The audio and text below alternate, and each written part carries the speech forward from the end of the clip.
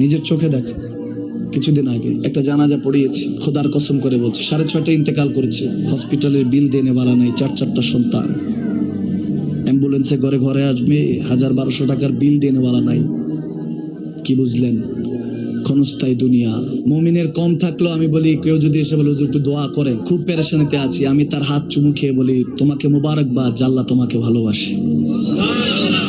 পেরেশানি তো মালিক দেয়, এই জন্য এটা রহমত মুমিনের জন্য। পেরেশানি দেয় যখন ফেরেশতারা বলে আল্লাহ চাইতেছে চাইতেছে, টাকা পয়সা চাইতেছে, বলে এটা কি?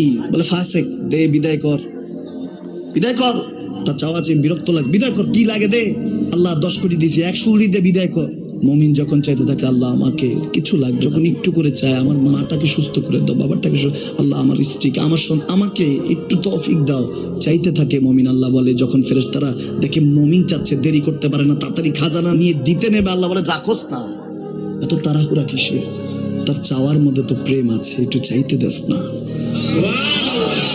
থাকুক না মুমিন আর একটু পেরেশান, থাকুক না, থাকতে দেস না, একটু থাক, একটু থাক।